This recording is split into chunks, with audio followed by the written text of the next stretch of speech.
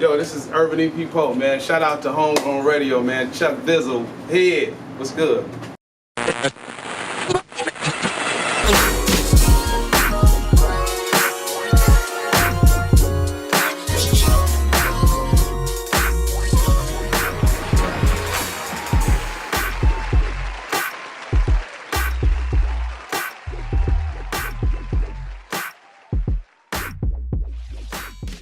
Alright, we back at it, Homegrown Radio, Chuck Dizzle DJ Hed. West Coast. Man, fresh from the Revolt Music Conference, man. Shouts out to Diddy, shouts out to the whole Revolt team, man. I had an amazing time out there, bro. Hey, you know what's funny about the Revolt people is when... Why you make them sound like they colors or something? The Revolt people. Negroes. The Negroes. Okay, go ahead. What's the Revolt people. Yeah. The Revolts. Shout out to the homies. Yeah. Man, listen, what's interesting about being out there for the Revolt Music Conference in Miami is it's a different energy because it's so many people from all over the place, but we was lacking in the West Coast. I mean, there were a few people there. There was a few, but it was a lot of people from everywhere else. Yeah, you know what I'm saying? So if you listening to this and you represent where we from, take your ass to these conferences and get out of LA. Yeah, it was a good look, man. Shouts to everybody we ran into that either said that they fuck with Homegrown Radio. I was actually surprised. I mean, it's different because I know we've been putting in our work. We celebrated our 10th year anniversary this year with Homegrown Radio. It always amazes me when people from different areas say, "Oh,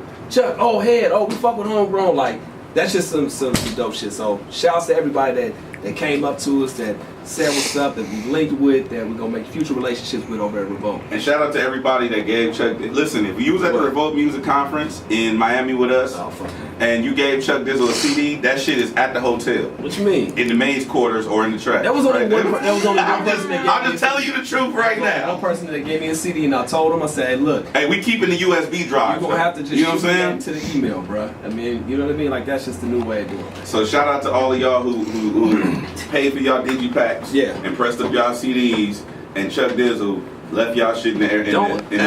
At least I didn't smack that shit out their hands like you did. Wow, yeah, that's how you get down. That's DJ Hed. At least I'll take your shit and take it for novelty. I don't smack people's shit out. Smacking shit out of people's hands, man. I don't get down like that. One time for the homegirl Debbie Dev, her book is finally out. Crystal Bliss. Shouts out to her. Amazing work. Tasha actually ordered it. I'm gonna order mine. I want to get the actual physical book when she does something out here. I bought them online. I don't want nothing physical. I want to see, but that's the thing. I like novelty shit like that. I like to have. You a pack rat? I'll take it. I'll take it. I still got J Rock's original demo that he gave me back just because. When he was spelling his name J, he spelled his name J Dash Rock. Yeah, got his chirp number and everything on there. Just for the novelty of having that shit. So 126 or 124? 126. 126. I was the 124 nigga. He had a boost. I was the 124 nigga. Yeah. J Rock had a boost mode. All right, yo, if you hear some shots and some fireworks in the background, shouts to the Dodgers. They're going to the World Series. It's official. So if you guys are figuring out, why you hear something in the background, if you hear some pops throughout this the course of the show, we are safe here in Inglewood. In theory. Yeah, low key. No, we safe. We got mugs in the building right now. Yeah. Inglewood mugs, we safe. I heard them say homegrown on the outside. I said, oh, we good. We straight. OG Muggs is here. OG Muggs is here, and we got a special guest in the building with us as well, man. Producer. He plays the keys. He does a lot of shit that we're going to get into right now. The homie EP Pope. What's going on, brother? Man, thanks for having me, man. Man, thank you for being here, freshly shaved. Look, all the time. EP came in here. He got the beard all, you know what I'm saying, all combed out. He came beard game ready. Outshining. He laid his jeans and his shirt out on the couch before he left. He's like, I'm finna kill him with this one. I'm finna kill him. Revolt ready. Revolt ready. You know what I'm saying? How you feeling though, brother? Man, I'm excellent, man. Got a lot of things going on. Mike. Man, I'm excellent, man. Thank y'all, man, for having me. And this is y'all 10th year anniversary? Yeah, man. We're celebrating. Congratulations, man. Congratulations, you, man. That's big. Not as big as you, man. You've been doing a lot of things in this industry, man. We've kind of talked. He got the watch on. What's that? Hue? How you say it? The Hue Blood? I don't even know. That's a Gucci. They said no. Well, that's what I'm saying. Like you got some bread. You know what I'm saying? Man, listen, make sure you look, EP, when you don't pocket watch you, bro. I'm not pocket watching. I'm just saying, look, EP, listen, we got a website. It's called homegrownradio.net. Yes, sir. God damn it, welcome. And on that website, if you go to the homepage, there's a donate tab. I see what you're trying to do. You know what I'm saying? Yes, sir. You know what I'm saying? Just click that donate tab. You know what I'm saying? I got you. You know what I'm saying? For the culture. For the culture. But for the folks that are not familiar with UEP, man, I mean, we've had the pleasure of meeting a couple of times, but for the folks that are hearing your voice for the first time, give them a breakdown of who you are, where you hail from, and what you contribute to this culture, so we know who we actually speaking with. Man, I'm just a kid that grew up in Watts. I grew up in the Jordan Down Projects. Fortunate enough to live out my dreams in LA. I produced. Well, I started off playing the keys for my church. I was just gonna say, did it start from church? Absolutely. Okay. It started from church. A long story. My uncle, which is the pastor, gave me a piano, or gave my family a piano. We was the only family in the project that had a piano. So, in hopes that one of us would pick it up and pursue it. So, a couple of my brothers tried it, my sister tried it, wasn't with it, and it stuck with me. And so he, to this day, like he is the reason that I'm where I am, because he not only gave us a piano, but he put me through private lessons for 3 years piano and 2 years organ, and he really invested. He invested. Wow. So. And I'm still playing at the same church right now, probably over 30 years. Get out of here. You know, black people starting the church because we can't afford the instruments. You know what I'm saying? You got to get down where you can get down. You can get down. And then from that, man, it just grew. My desire to play and be a musician grew. And my very first job in the industry was playing keys for under Dr. Dre's label from a dude, Big Chuck, gave me my first shot. And Angelo Sanders, y'all might know Angelo, but from then being a session musician for Kanye, for Swiss Beats. I was under Swiss Beats for a while, under High Tech for a minute, and under Big Tank. And then from that, I spawned relationships with some of the artists. With Game, the Homie Game, I was on his very first album, documentary, formed a relationship. And then got a placement on, played keys on documentary, got a placement on Doctor's Advocate, Looking at You, the very first track on the album. And after that, I executive produced this whole LAX record. Did several records on that and just grew, man. And from that, man, I'm here. From that, you got rich. Not rich, man. No, listen. And then because he telling the story now. No, I'm just saying, like for people like you that are you know, acclaimed and accomplished and stuff like that, we have a website. With a donate tab on that motherfucker. So how many growing up in the household? How many siblings did you have? Man, it was 6 of us total. And where were you placed within? I was the 4th child out of 6. So you were literally damn near in the middle. So you had some siblings ahead of you that had the same opportunity. Everybody had the same opportunity to touch the keys and jump. I know I got on everybody's nerves. Real story. One morning I got up 7 in the morning, and my sister just came downstairs and slammed the piano. No more on my hands. On the fingers. On Your the fingers still in there? Yeah, man. Damn. That's all bad. So let me ask you a question. Yeah. So when your sister's tired of you making noise on the piano, and she comes and slams your fingers in the keys, right? Exactly. Do you take off on her? You just my sister was way bigger. Yeah, so you back down from the fade. I would say no. Nah. Yeah. So you turned the fade down. Now she's one of my biggest fans. No, I'm saying so. That. But at the time, I absolutely turned the fade down. Absolutely. I was trying to get my sound bites. You know what I'm saying? For my sister. Yeah. Now we gonna cut that part out. You know what I mean? Yeah, I turned down the fade. Yeah, I'm from Watts. Yeah, I turned down the fade. That's how it's gonna get caught up. Man, it's all good. I'll take that. I'm just me. That's it. So how was that, like being the not only well, like you said, one of the only people in the Jordan Downs at that time that really had the opportunity to play keys or have that, like was your household, did people know that was the household where you can go and mess around with the keys? Like, do you have some of your neighbors coming through trying to mess around with it as well? Or? A few of them did. A few of my close friends, because you know, as a kid, it's like, don't have nobody in this house. Right. But everybody knew, like, those are the dudes. They got a piano in the house, and they're really musical and funny, and like I have a crazy array of brothers and sisters, so we all do different things. But did that ever very well respected. I guess my point is, did that ever make your family at that time a target, knowing that they got a piano, they got keys over there? No, because we were still real. Okay, we they wasn't fucking with y'all. They wasn't. Gotcha. Okay. Damn. So you do that now. What was the first time you said you played keys for Dr. Dre, right? Mm-hmm. So when was the first time that you actually heard that either on the radio or on the CD or the first time that you publicly heard it? Because you know within the industry, you do a lot of work. Sometimes some things come out, sometimes they don't come out. What was the first time that you actually heard something that you had contributed to for the public, for people to actually hear as well? And talk about that. 1995. Okay. An artist signed to Virgin Records named Ben Harper. Ben is huge. He's an alternative artist He's based here, but he's huge overseas. Okay. I played B3 organ on a song "By My Side." That was the first, my first ever industry anything. I played B3 organ, and the album came out, and I heard it on the radio, and then he even invited me to play that song at the House of Blues back then in 1995. So that was amazing. So we'll talk about that first time hearing it though. What were your emotions like? What was going through your head? Kind of set it up for us, like when you actually heard it for the first time. Man, for the first time, it did nothing but build up a hunger inside, and it just made me want to do more and more and more. So I was, of course, I was amped. Yeah. And it just made me go even harder. That fuel. Absolutely. But then, so let me ask you this: if let's say you didn't pick up keys, what instrument would you have picked up? It would probably guitar. Guitar. Guitar. Can you play guitar now? No. Oh. Well, do you play anything other than keys? Drums. I play drums. What do you think that? Because I noticed that most people who play one instrument usually play two instruments. Yeah, and I actually started off on the drums. But it was like a long line of people playing the drums in the church. You were trying to get in the video. Yeah. And I had no idea it paid double. Damn. Keys paid really double. Oh yeah, because everybody can't play. Anybody can bang on a cylinder. Exactly. So it was a wise choice. You know what I'm saying? Yeah.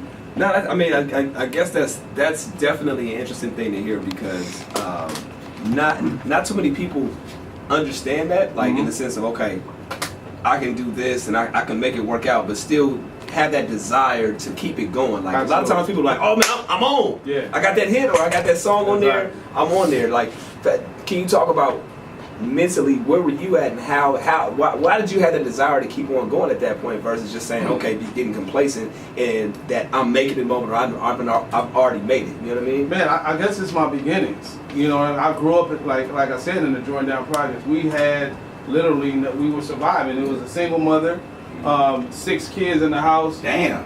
And man, I had to get it. So and I guess being bused to the valley to go to school helped as well because I saw family dynamics. I saw Mercedes. I saw fathers picking their daughters up from school. I saw the best of the clothes and niggas that's fresh. And I had to come all the way back home 2 hours on the bus to literally nothing. And you know what's interesting about that? Like because I always talk to people about this because where we work. Yeah.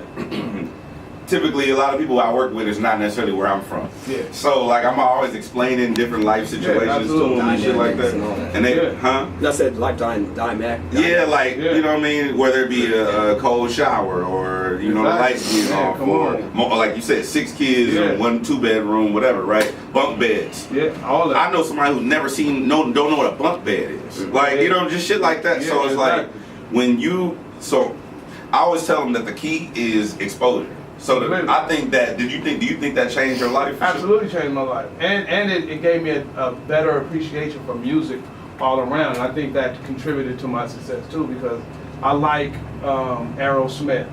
I like Journey. I like so many, I got exposed to it. So, and I'm able to pull from that in sessions. And I think that helped me a lot in getting me to where I am today. What do you feel like, if you can describe your sound in 3 words, how would you put it for somebody that's listening? Dope, musical, and dope, musical, and I would describe it as cinematic. Cinematic. Yeah. So when you say you describe your musical shit in 3 words, right? What's whack about your musical game? If I had to pick, you have to pick one thing. I honestly can't even answer that. I don't think nothing is whack. What do you feel like you always working on or improving on? Drum patterns. So not repeat yourself. Not really, because everything, like, to be current nowadays, everything is the same repetitive shit. Yeah. So for me to remain original and still relevant is like the hardest thing to do because like I don't want to do what everybody else is doing, but those are the guys that's giving out the check. Yeah, so I still had to be myself in that and be true to who I am at the same time being relevant. Oh, go ahead. No, I was gonna ask you when you talking about the check, right? So Yeah. I know a lot of people don't necessarily cater. A lot of people go against the grain with their production, right? So have you ever done something just for the check? It was like, I don't like that shit. Absolutely, because like you got to think, I'm a real entrepreneur. I'm like everything I do is. I have several artists signing me. I gotta eat. So I made it up in my mind probably about 4 or 5 months ago that like, what am I doing trying to fight that? And I'm in a business to make money. At the same time, I can make anything. I got 3 jazz albums out. I've done pop, I've done television, I've done movies. Like I'm here to make a check. So at the end of the day, like nigga get in there and produce what keep the lights on. Yeah. At the same time, I can be true to myself and do a project completely left of that anyway for the love. At what moment did you realize that? Because I think a lot of people struggle with that. They do it for the artistic value, but they don't understand that you gotta get paid for what you're doing. So when did the moment for you to say, you know what?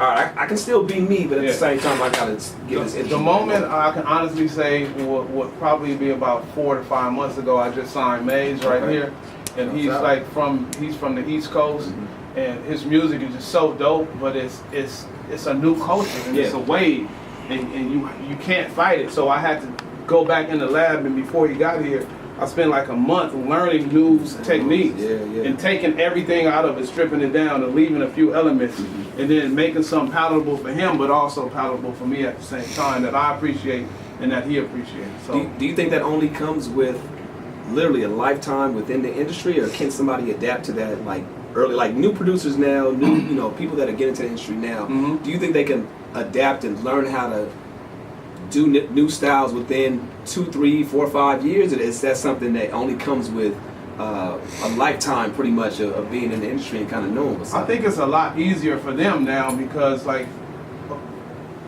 unfortunately and fortunately music is stripped down now. Like it's harder to go the other way and know and learn a skill and learn how to add and even make stuff in a certain key. Like because there's 12 keys and some people only know how to play in one key. Yeah. So it's a challenge. Do you frown upon like those people who play shit like you can hear they using the same shit over and over again? How do you feel? How does it make you feel intrinsically as a musician? Do that fuck with you? As a musician, like if you're braggadocious and you say you're a genius and you don't know how to play shit really, then so like let's say Kanye. He always say he's a genius, but then some people argue against that. Well, I know Kanye's whole formula. So Kanye is a genius when it comes to sampling and picking the right records and pulling out parts in a record that an average person wouldn't see. But a musical genius, I can't give him that. For sure. Who's a musical genius to you then? Musical genius is George Duke. George Duke. George Duke.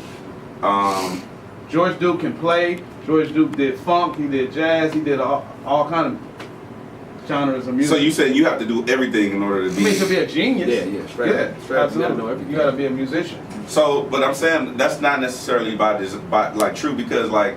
No, in my definition. Oh, you. Okay, Because I'm thinking like you could be a genius. Quincy Jones. You could be a mathematician who's a genius, but then suck at literature. I get it. You know what I'm saying? Like for one, another thing, Quincy Jones is a different kind of genius. He doesn't really play everything, but he knows how to conduct. Right. Yeah, that's true. So when you who do you model your career after in terms of like this is, since we're talking about geniuses, right? Who do you look at and say, yo, that's what I aspire to be, or that's what I'm aspiring to be? I know you're gonna be yourself, EP. I don't have a problem with that. Hands down, Dr. Dre. Okay. Why is that? You don't feel like you kind of got him on that Game album though? I got it. No, I feel like you was on documentary and you was on LAX and you was on Doctor's Advocate, right? Yeah. You don't feel like you kind of got Dre on that shit? I mean, like I kind of got him. That's my competition. Like Like I love Dre's work, but at the same time, like I gotta get him. Yeah. But wherever I'm in the, who's ever producing, when I'm producing, that's my enemy at the time. He was Iverson and that was Jordan. He crossed them. Absolutely. On Looking at You, everybody swore Dre did, and that was one of the best feelings I had in the world because like I look up to Dre, and for people to be like, hell no, EP didn't do that, Dre did that. That's so you feel like you kind of got him on that one. Absolutely. Yeah, sure. I feel that. Absolutely. And I played everything, so it's not like I hired somebody to come in and play keys. And that's another thing, like. That's what gave me the, like, it's very hard for a studio musician who makes probably like $150,000 a year to walk away from that to be their own self. Yeah. Because like I was making good money, but like at the end of the day, if I can do what you can do and produce, and I play, and you're hiring me to play the keys, I should bet on myself. You know the power. Yeah, so, but of course, after you got a car and you got a bag. But I know, you know what? I came in the game with that because I was one of the producers and musicians who had a good job. Like I worked for Northrop Grumman, TRW. Straight. I always had a job. Yeah. I would work in the daytime and then do music in the night, just so I wouldn't have to be one of them dudes. Now, a lot of our audience members, like they are people in that same vein. Mm-hmm. They got the 9 to 5 and they're pursuing their passion. Absolutely. You know, not knowing when to take that leap of faith. For you, when was it like, okay, it's time for me to check out of Northrop Grumman and do my own thing? Like this is full time in music shit. 1996. 1996 is when I started at Northrop, but 2006, 10 years. Okay. I just placed the song on Neo, Don't Get Down Like That, and I'm sitting at my cubicle. Listening to my song on the radio. And I'm getting, you know what I mean? I'm getting meetings. Yeah. Calls to be in Hollywood at 2 o'clock, and I don't get off till 4. It's like, and then if you know anything about aerospace, a lot of times they lay off pretty regularly. Probably every 4 or 5 years, major layoffs. So I even went to my boss. I was like, look, man, I know y'all got layoffs coming. Can y'all lay me? Can y'all lay me off? Lay off your boy. They was looking at me like I was crazy. I'm like, man, a couple of these ladies here, man, they got families, man. Right. I know it's coming. Good. Yeah. So my boss was like, no. Wow. So I'm like, okay, well, shit, I'm finna go out on stress. By any means, of course, I wanted to pad me leaving and me being able to succeed. So what I did is probably months before I got a check and I bought a fax machine. Mm-hmm. The next check, I bought a new computer. So I was getting my office set up to leave. Got you. Because and working did wonders for me at the same time because it taught me discipline. It taught me to get up in the morning. I'm not one of the producers that start at 5 o'clock in the evening. That's stupid. Right. You know what I mean? So the whole day. You fucked up the whole day. Treat it as a 9 but I will work from 5 in the morning till 5 in the morning. Right. Because if something calls for that, I'm gonna do that. So that discipline, I think my life has been set up to be successful because I paid attention all the steps of the way. Yeah. And prepare myself. No, that's amazing. I think a lot of people will get value. The way. Yeah. And prepare myself. No, that's amazing. I think a lot of people will get value from that because they don't know. Like everybody has their route. You know what I'm saying? Some people can take that leap and be good. Some people take that leap, struggle for a little bit, bounce back. Some people, like yourself, set it up so that when you know you're about to leave, you at least have that cushion and say, okay, everything is all good. So at this point, when you actually took off. Did you already have the company set up? Is this your company? The production company. The production company? Yeah. Did you already have it set up, or at what point did you say, okay, now I'm going to start everything and kind of I always had it set up, but I wasn't doing business as a business. I was just calling it a business. But like right before I left, I went to the county register and I registered and I got set up. And of course, every placement we feel like that's the one that's going to make us rich. Right. And dog, and when I tell you it was hard, and it's still hard today because like when you have artists signed to your company, like you are pretty responsible for them. Like those are basically your kids. And if you look at it any other way than that, then you fooling yourself. Yeah, man. So, So what are these sessions like, man? We talked about doing some stuff for Kanye, doing some stuff for Dre, doing some stuff for Jay-Z, you mentioned Neo. Like what are these typical sessions looking like when you're going in there? Whether you're playing the keys, whether you're constructing the album, doing majority of the beat. Like how are these sessions set up, and how do you attack each session? Man, the very first I'm gonna tell you about the very first Kanye session. Okay. I got a call from my guy over. The very first, I'm gonna tell you about the very first Kanye session. Okay. I got a call from my guy over. He was at Aftermath at the time, Angelo Sanders. When a producer comes out here and they need musicians, they would call me a lot of the time. So he called me and was like, I think I was on my way on a date or something. Wow. And he called me like, man, I got this producer from Chicago, man. Can you go to the session? And I almost didn't answer the phone. Wow. It's like, he fucked off the box. You know what I mean? You know what I mean? Bro. So he, so I was like, all right, I'll go through there. I had no idea who he was. This was probably this accident. He wasn't famous enough, but he was still working. Gotcha. So I go in the session, and I'm sitting like 15 minutes, and dude is on the phone. Like, he got the chick in there, he on the phone. I'm like, so I don't want to be here anyway. Wait. So Kanye, you on Kanye West. Yeah. So you get pulled off of your date. He fucked the box off. Fucked it up. You fuck off the box. Yeah. You go to the studio. You sitting there. He on the phone. With a box. With a box there. Yeah. With a box there. With the box there. And your box. What'd you do with your box? Man, I mean, he wasn't there. Anybody know they come second to my. No, I know, but what did you just got up and? No, I wasn't physically with her. I was on my way. Oh, you just hit her like, hey, hey. You know what I'm saying? You got to go to Plan B tonight. Yeah. It's Stouffer's. Rerouting. Stouffer's. Yeah. It's quiet for you right now. Yeah.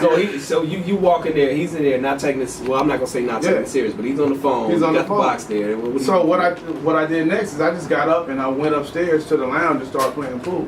So he came up there a couple minutes. Hey dog, I wasn't finished. I need you to. So I came back down like, all right.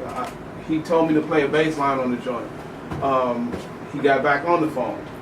So guess what I did? I went back upstairs. Start playing pool. So he it's like, man, dog, I'm sorry, my bad. I need like a string part, and I need this, and I need that. So, long story short, I worked on that song. Then he put another song up, and I worked on that song. And then he was like, all right, I'm done. I'll hit you back. I'm gonna be in town. You down to come back? So that very first session, I did "Never Lets Me Down," which was Kanye West. College Dropout, and Dreams that was on Jay-Z. You know, Never Let Me Down is one of my favorite Kanye West songs. Yeah, that's dope, man. I did the keys, I did the bass, which was writing, which wow. You know what I mean? And Dreams that was on the Blueprint 2.1. Wow. That's crazy. So let me ask you this. I kind of know this, but for people that, that's not really familiar with we have a lot of listeners that are coming up or whatever. Why, if I'm Kanye know how to do everything. He, in theory, he knows how to play. He knows how to no. You heard him say. All right, so yeah, we're gonna bring. You got the homie. He signed. You know what I'm saying? Yeah. You know what I'm saying? Hey, you know when you got to turn off. Yeah. Like you got to swerve to avoid the collision. Let me just say this. I worked with Kanye for 3 years straight. I bought a bass player and I bought my guitar player. We worked consistently for 3 years on big projects. So it is. All right, yeah. So, that's crazy.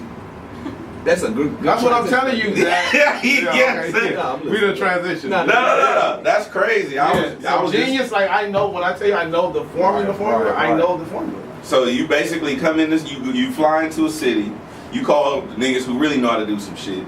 Yeah. And then I probably wouldn't have been working as much if he didn't get into his accident. Because when he got in his accident, he was grounded here because he couldn't fly because of the pressure for his jaw, which gave me a bunch of work until he signed John Legend. Gotcha. John Legend played keys too, so it's like he took some of my work and this, Do you have an ongoing beef with John Legend? No, me and John is cool. Do you have any kind of animosity built up? At the time, I did a little bit. Yeah, low key. But I completely get it. But I say, how do you get past that though? Because again, and the only reason why I keep reiterating the fact is there's again a lot of people that listen, and not even just for music, but a lot of time that the people just block their own blessings because they don't know how to. You know what? F it, charge it to the game. Yeah. I'm gonna still keep doing my thing and set up my own shit. But at the same time, dog, I have the utmost respect for Kanye because at the end of the day, he introduced me to everybody, like literally heads of labels. Whoever came in the studio, he was the hottest of the hottest at that time. he would always say, "This EP is my keyboard player, the dopest dude." So I learned so much more that I couldn't learn or I couldn't pay for. Right. So I'm sitting in a room, I'm learning how to conduct. I'm learning. Okay, but they're coming to him for endorsement. So it made me want to be him. Gotcha. So why would I stay under you playing keys forever and I can produce and I can play? Yeah. It's time for me to bet on myself. Now your role in terms of, you said, working with Game and doing the LAX, right?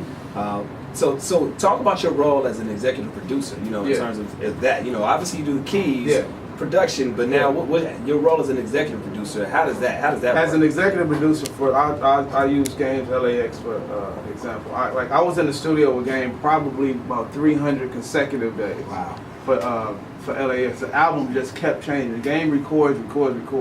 So if you got a placement month 1, by month 4, like you probably knocked off the album. Yeah. So I was forming songs since I was giving it a cohesive sound. I was making everything big. If another producer came in and he needed strings and other things of that nature, I would build that song and make sure that the music was solid all the way around. You even had some producers that didn't really do the beat. So when it came time for the files, can't do the files. So guess what? EP, remake it. Right. Not remake the whole beat. Wow. So that joint on you might want to. It says produced by Ervin Nice. I replayed the whole. I tell you, I reproduced that whole beat. It sounds exactly like. I guess Ervin was like, yeah, just have somebody remake it. He didn't think that I was gonna be able to do it. Get the fuck out of here, man. Yeah. So that's what I did, and same thing for Scarface. I just executive produced Scarface. They deeply rooted, and that album, like we worked on that album like 4 years, literally. Why do you work on? I never understood that. Like, why does somebody work on an album for 4 years, Bro? That shit don't make no fucking sense. To me either. I was about at to the say, end of the like, day, I know like, I'm not crazy. For me, building my work and to get executive producer credit on Game and then Scarface back to back is worth it because at the end of the day, it's going to amount to, like, you're gonna have to pay me for doing this for the next dude. Gotcha. Damn, that's dope because then you can put that on your resume and then people see, like you said, especially a body of work to that caliber with artists that not necessarily established but that respected in the game as well. You know what I'm saying? And it was actually Scarface's very first album off of Rap-A-Lot. Right. So I wanted, you know what I mean? I wanted to. that. That's something that I can prove, like, my worth to because I wrote on that, I produced on it, I played on it. I had one of my artists featured on that. You know what I mean? Is there a clear distinction for you in terms of how you approach the process, whether it be, again, keys, executive producing, or production itself? When it comes to different genres, is there a different process for you, or is it all the same? It's not. I guess I'm just blessed, man. To be honest, like, because I can't attribute it to one thing. It's just like I want to make everything quality. Yeah. That's just number one for me, making it quality, and I want to take over the project. I want to give you something different that other producers are not giving you. Now, for you doing that and transitioning and scoring and doing stuff with TV, was that something that just kind of you got blessed with, or was it something you were aspiring to do? I was aspiring to do it, like from working with Big Tank. At the time, Tank was doing My Wife and Kids, and he would hire me like to come out for an hour, and he lived all the way to hell in Simi Valley. Wow. To come out there after work and play keys, but I was getting paid really well for like that hour. You know what I mean? So I'm looking at him. He teaches me how he wants it to sound, and then from that point on, I am actually doing work. So it's like, again, I want to be you. And so every time I go there and watch My Wife and Kids, you get a check. Cha-ching! Well, he get a check. Well, okay. So, which makes me want to be you even more. Got you. Because I was under him. All right, so got you. You ever thought? Do you have a website? I do. It's being reconstructed right now. Being rebuilt? Yeah. Well, we got a website. Here we go. It has a donate thing. I'm glad you asked because I'm going to add that to my website. Right. We got a website, homegrownradio.net. Exactly. There's a donate tab. Absolutely. Now, At the bottom. Talk about Furnace Entertainment though, man. Your company we've talked about it a couple times. Yeah. Man. How did the name? What's the name resemble for? Furnace, man. I wanted to make a name that was could be respected in the street and as well and not frowned upon in the corporate world. Gotcha. And I thought hard, and I thought Furnace. Okay, heat. And then the actual definition sealed it for me. The furnace is an enclosed chamber or structure in which heat is produced. So that sealed it. That heat. Yeah. You can't have bust ahead entertainment because Exactly. you're not gonna get the Killing nigga enterprise. Killing nigga enterprise.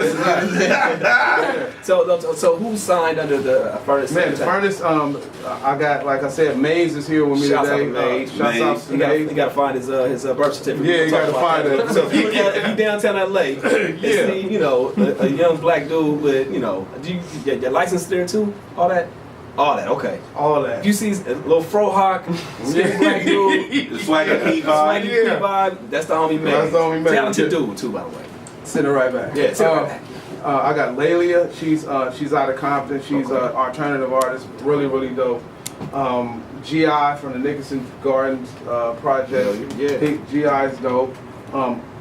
Even Gangsta Dracer. Oh wow. Gangsta Dracer. Okay. And I got 2 projects out right now on Bad Luck. Man. Amazing, man. Can we talk about?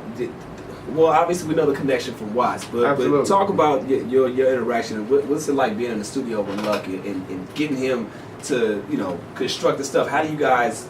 Man, that whole thing came together crazy. You might remember that peace treaty, or not the peace treaty. It was a march that Game and Snoop did downtown. For unity. Yeah. So I actually, my homie DT introduced me to Luck. And I was a fan of Luck's, and then he was like, you know Luck? I was like, no, I know his work. I'm a fan of his, and he introduced me, and then like we exchanged numbers, and this was one of them situations where like, dog, I'm not one of them Hollywood dudes. If I say I'm gonna call you, I'm gonna hit you. Yeah. So I hit him like a day or 2 later. We met, and from that point, we just worked. The chemistry was there. I was like, let's don't think about the business. Let's just make some music. I'm a fan of yours, and we'll see if the vibe is there, and then we'll see where it goes. So one song turned to the next, We did about 3 songs, and like I told you, I want to take a project over. Like that. Right. And so it's like, man, let's do an album together. Yeah. And we didn't discuss no business. We just got in there and creatively created one of his best bodies of work that he says. Right. I believe that. Well, everything would be at this point his best body of work. No, I'm just fucking with you. No, Luck is hard. Yeah, man. Luck is that shit, man. Yeah. So now, with that, how do you take this knowledge and the things that you've learned over the years and plant those seeds into the cats that you sign? First of all, I want to talk about how you seek out the talent and how do you filter who you actually want to fuck with. Because I know a lot of people at this point reaching out to you, trying to get at you, trying to work under you, trying to work with you. Yeah. How do you seek the talent that you get, and how do you provide that knowledge to them as you give that? Man, seeking the talent, it's no set way. It's just like, if you're dope, it's gonna find a way. Like, for instance, Maze, his uncle was the guy who introduced me to working for Dr. Dre's label. Wow. So I haven't heard from him in years, and he hit me with, "Hey man, I got a nephew who rap. Can you listen to?" Normally I'd be like, "Man, here we go. Here we go." Kiss my ass. But since he, you know what I mean? Since he, I'm indebted to him. You know what I mean? I wouldn't be where I am if he didn't make the introduction. I reluctantly listened to it. He called me like a week later. "Hey man, did you listen to it?" Like, man. And it's not like I don't listen to music. It's just like I have to find a pocket to listen to it normally and when I'm driving. You want to give it your ear. Normally when I'm driving, because if I'm working, like, you're not gonna it's really gonna take me somewhere else. Like, right. So when I finally listened to it, I was like, "Dog, dude is dope." What was it about him that stuck out? He was of the new culture, but he had substance and he had bars, and he had different cadences that everybody is not doing. Gotcha. So the songs he was doing, it was already amazing. I knew, like, man, and it's far-fetched. He's in Maryland. I'm thinking, like, man, the possibility of him coming all the way out here and really being serious, and because like, you got to think, even though I sign up, like I've signed several artists that just are money wasters because like for one, like I don't pull a contract off the internet. Like I have an attorney who I drafted up for every single artist. So and it's different. Yeah, it can be different. It's no boilerplate with me. So, and I guess that's part for the course. I guess that's part of being a CEO, and I don't take any of my experiences lightly, and I know it's going to help me in the future, and even helps me to find the right artist and know how to pick. Yeah. Okay, I picked this dude, he did this, I see that in him, I'm cool. Yeah. You know what I mean? Experience just teaches me how to pick the next artist. Now, do you, at this point in your career, do you feel like it's, in terms of getting the attention, is it beneficial for you to find an artist, break an artist, to get the attention of your company, or coming out with something like a collab album or something where you're the feature in like showcasing yourself, like a Khaled album? I think I take the title super producer very serious. I don't think that you can be a super producer if you ain't really broke. I want to break an artist. I want to contribute to the culture with my own artist and my own sound and vision. Yeah. So I take that very serious. Even though the other routes are cool, like I have a compilation album of certain artists that are on my label as well that's coming out. Okay. But I want to break an artist, like with the Timberlands, and like I want to be among those greats. Hence why you want to take over an album. Absolutely. You know, so I mean, you've done that for the established. You've had your role in that. Yeah. I feel like you've done an excellent job with Luck in terms of that. But was that under your company, or that was just, hey, you know what, let's just work? Well, Luck, it was let's just work, and then like we're gonna just do a joint with his company and my company. Got you. Yeah. Split down the middle. Split down the middle. But at the same time, for the masses, they will get a project that's produced exclusively by me. And then he's rapping. Yeah, and he's rapping. Yeah, it's like best of both worlds type situation. Absolutely. So now that chip on your shoulder is basically breaking the artist. Absolutely. So that's Luck is already known, and he's already. No, but I'm saying your chip on your shoulder now is to break an artist. Absolutely. So that's what the whole. Okay, I got it. So I like to figure out what. And I know you, so it's like I like to figure out what the direction is, what's the motive, what keeps people going, because a lot of people, they see, and we talk about this all the time, people look at us and they see, oh man, you guys are ready, y'all made it. It's like, no, there's a lot of other things that we want to actually do. Yeah, absolutely. Same thing for you. You have all these, credits and things that people see on paper, like, yo, this is amazing. You've been in the studio. Yeah, I ain't made shit. Kanye, and I just scored my first movie. It's a Dame Dash movie. I did a complete score. Score and music supervision on it. I put Luck on it, and it's called Honor. Okay. Honor Up. It'll be out top of the year. His new. He has a network, doesn't he? Dame Dash Network. Or is it going to be on? I got hired to do it under James DuBose. Okay. And it happened to be affiliated. Dame Dash. Just for the record, Dame Dash's son has cookies. No.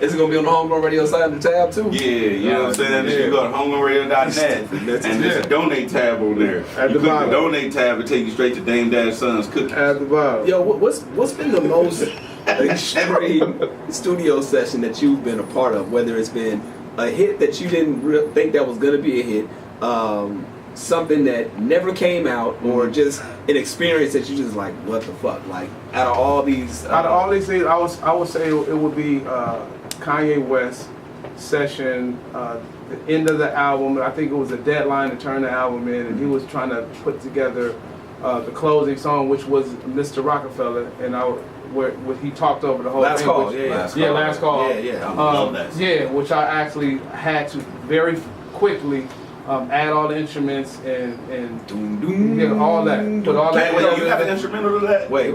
You no longer looking for the instrumental to Last Call? Back then I was just the keyboard, so I was just glad to be in a room. Nah, fuck that. You got to bounce that instrumental. No, I'm just saying I don't have the instrumental. They on his drive. You was responsible for that. I was responsible for a large percent of that song. I said toast, motherfucker. Yeah, that shit's hard. I like that. That's my go-to, one of my go-to motivational tracks right there. I listen to to that shit like 7-8 minutes all the time. I think if Kanye did if he remixed like that type of album, like he'd take the game over again. I think people are waiting for that Kanye. Absolutely. Like a lot of people like Kanye. Okay, you did all the other stuff. Now go back. Kanye is like Kanye is a mega star, right? I think he knows that too. You know what I'm saying? I missed the whole Kanye. He knows that. No, he know that, but I'm saying I think if Kanye was like you said, if he was to take a college dropout approach and flip it to where it's a little modern, but not as because I think when they dropped Watch the Throne, that shit was way like ahead. Like it was a lot of electro influence. Exactly. And people wasn't necessarily ready. Yeah. But we caught up, but. Yeah. He's go back to the essence of that. If he was to flip a college dropout fit, I think people waiting for that. Yeah, absolutely. So you executive produced the soundtrack for Masters of the Party as well, too. Absolutely, I did every joint on that and put pretty much everybody together on the album. Random fact, has nothing to do with music. I was watching the fucking documentary. They were talking about the watch ride and all that, right? And you saw EP carrying a TV? No, I didn't. I saw my dad in that shit. You saw your dad? On some random shit. My cousin sent me a clip. He's like, yo, because obviously they stayed out there at the time, whatever. He's like, yo, I saw a clip of your pops in that shit. Yeah. It's around this time, so I fast forwarded whatever, went to the YouTube and checked it out, and sure enough, my dad was in there. That's a very, very dope piece of work. Man, amazing. So how did that actually come about? How did you get approached to that? A friend of mine introduced me to Bone. Okay. And I think the movie was just finished. Mm-hmm. And how did you get approached to that? A friend of mine introduced me to Bone. Okay. I think the movie was just finished. Mm-hmm. And he was looking for somebody to do an associated project, a musical project to accompany that. And I was like, man, I couldn't wait. Yeah. You know, and I saw the film and it just inspired me. It was one of the pieces that it needed something. Like certain things I'll do because I think like hip hop needs it. Part of the culture. Part of the culture. Yeah. Like I'm a big fan of that.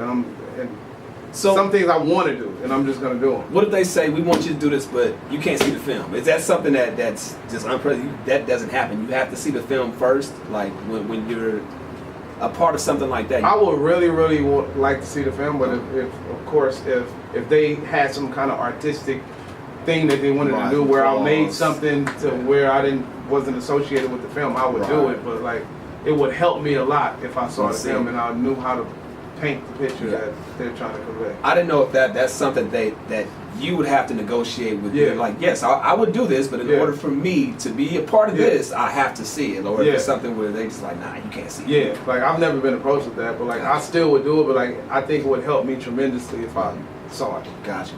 So moving forward at this point, is there anything, we talked about breaking artists, that's one of the top things that you want to knock out. We always ask people, and we can kind of extend this, but within a year, the year can't end without EP doing what? Without me, finishing 4 or 5 of these projects that I got in the can. 4 or 5, probably. We're putting them out later, but finishing them. Like I have 4 projects literally in the mixing stage that has to get mixed. Multitask that. Man, it's just like I love music. Everything like. What else would you do if you couldn't do music? I would probably do something to do with film. No, that's nothing in the entertainment industry. Like you have to just be a fireman or. At this point, or no, just at the beginning. If it wasn't in he'd be over there. Yeah, I wanted to be an architect. There you go. So that was the goal to be an architect. But then I found out you had to know high degrees of math, and I can't stand math. Oh, I hate math. I can't stand math. So if I knew that was my only source, where'd you stop in math? I stopped at algebra. Yeah, I was in math B in high school. I just couldn't. I just couldn't understand. Like, why do I gotta add letters now? Like, damn, you just fucking. Hey, this shit complicated enough with numbers, goddamn. You just gonna add letters. You want to put some numbers in this shit too? Man. I ain't fucking with that. Anybody fucking with numbers and math? I was just a smart ass who always thought I'm gonna always be able to afford a calculator. So why do I have to retain this shit? Right.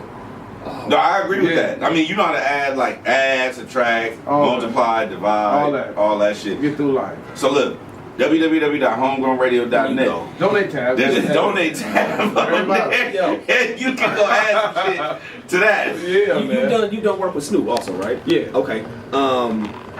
He's got a new album coming out soon. Gospel album. Make America Crip Again. What you think about that? Oh my God. Man. Wow. I would say this. Okay, go ahead. I'm sorry. No, go ahead. No, I was gonna say. You might help me out. Go ahead. I ain't gonna throw you no life word. You gotta answer that one on your own. Hey, Muggs, what you think about that? What? Make America Crip Again. Make America what? Snoop's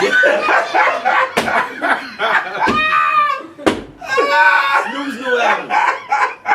Snoop's album? Snoop's gospel album. Wait. New project. Wait.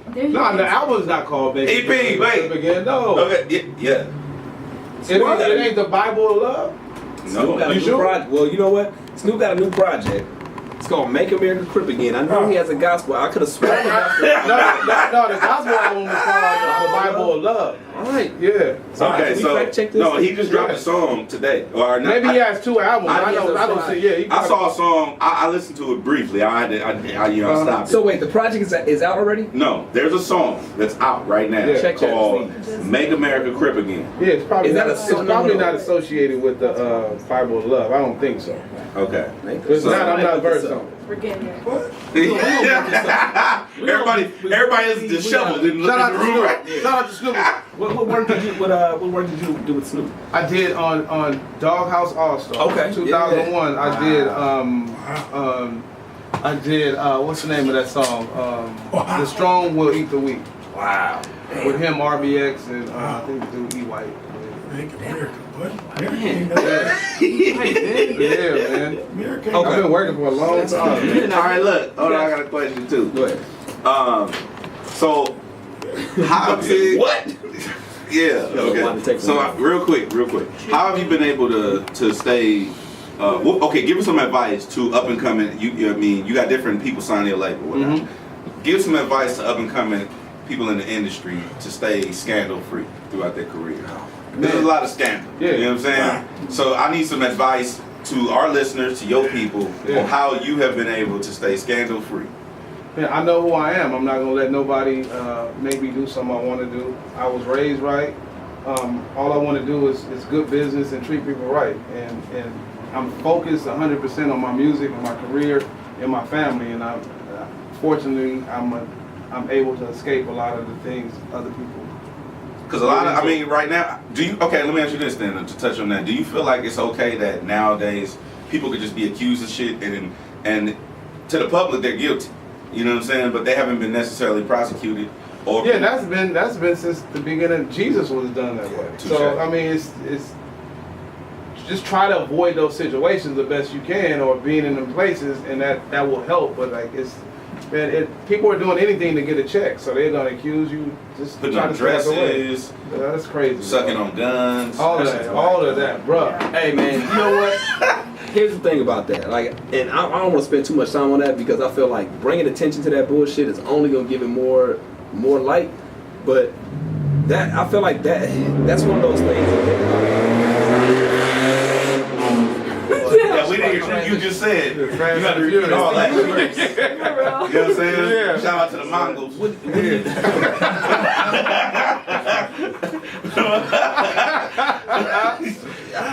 You know what? I ain't want to talk. Donna, go ahead. No, I was gonna say, like, what do you feel about that? Like, people that do shit strictly for attention in hip hop, that obviously that's way outside the box of shit. But we're talking about it here. You know, people are posting about it. You know what I'm saying? It gets that attention. So obviously, like, that's that positive reinforcement that they get off on and continue to do that shit. Absolutely. I think it changed the brand.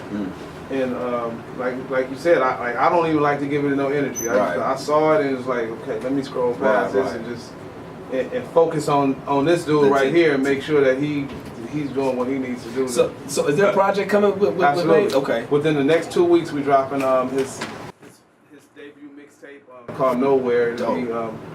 Y'all got some insight on or some plugs on where to host it and. Well, on Homegrown Radio. Yeah. There's a donate tab. Like, already, dog, he's been here a little over a month and done some dope features with Greedo and a lot of other people looking, and we got a lot of great things in the works that it's gonna be some game changers really soon. Okay. Yeah. Well, how can people find you? If they want to reach out to you, whether it's to work, whether it's to support the movement you got, if you got a donate tab on your site or somewhere they can reach out to man. you. My Instagram is at EP Music. Okay. Twitter is at EP Music 101.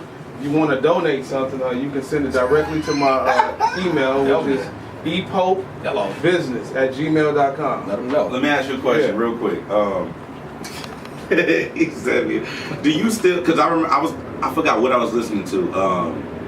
Who was? We were talking to Cool and Dre when we were in Miami. Shouts out to Cool and Dre. Shout out to them. They showed us hella love. That's my brother. Yeah. So we were talking to Cool and Dre, and they're established producers as Absolutely. well in the business, and they were talking about how they don't choose at this point in their career to like pedal beats. Can people still buy a beat from you, or are you just going and producing? Absolutely. Okay, yeah. Well, I do this. No, I'm just saying, like, No, they can. Like, it's certain people that are like, well, I want to produce, like how you say you want to produce, you want to break an artist. Your focus is not on selling beats. Your focus is on producing projects and scores. And, but like so I can get a beat right now. I can just, hey, I'm bring a brown paper bag. Absolutely. Please. Drop the bag off. I'll give you the bag back. Hey. Just leave the content. Hello.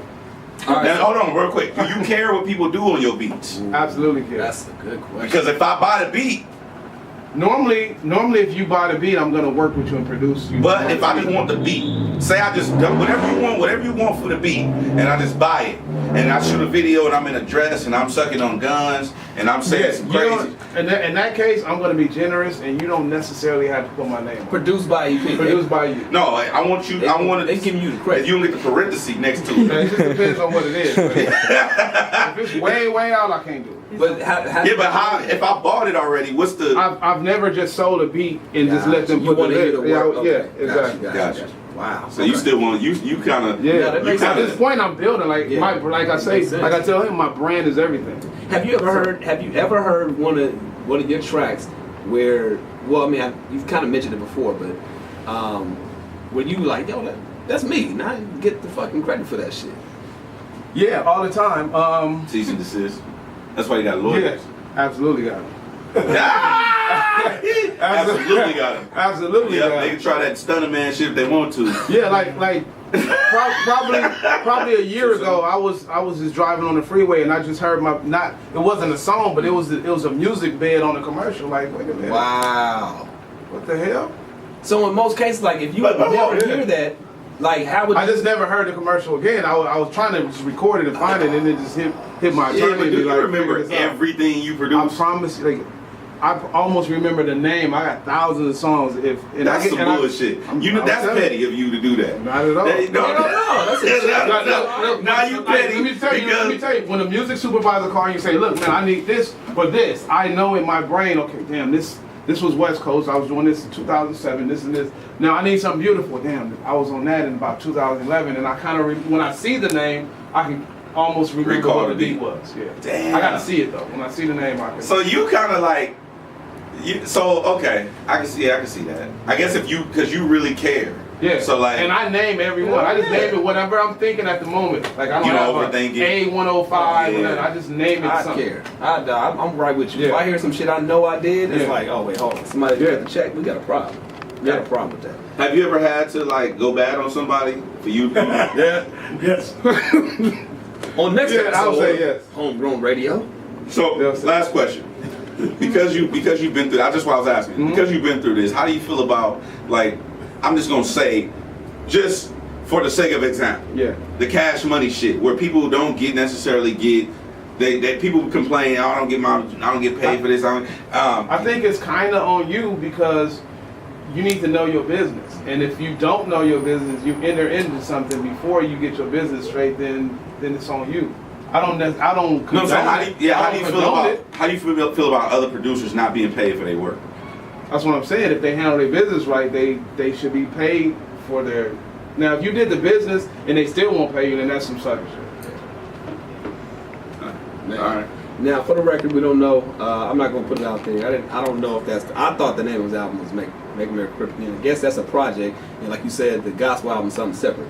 I was told that the gospel album is called "Make America Crip Again." That's why. I was Yeah, you can look it up. Just Wow. look up the gospel. I mean, the Bible of love. Yeah, I think it's two. I think it's two separate Okay, projects. yeah. So I just want to confirm that before we Yeah, close out, man. Again, let them know how they can get in contact with you. Man, one once time, bro. again, man, Instagram is at EP Music. Okay. And Twitter is at EP Music 101. Also, you can follow my band page. I got a band, the Furnace Band, at the Furnace Band Okay. on Instagram. So, okay, well, dope, Yeah. man. Appreciate you coming on through, man. Man, thank y'all for having me, Look man. forward to building some more, man. Keep Please. us posted as we got one project dropping in the next few weeks. You got 4 more to get out by cracking the on, end you of know the what I'm saying? exactly, before we hit this tour at the top of the year. All right, EP, thanks My for man. coming on through, man. Homegrown Radio, Chuck Dizzle, DJ Head. We'll catch y'all next time. Make a man. donation. At the bottom.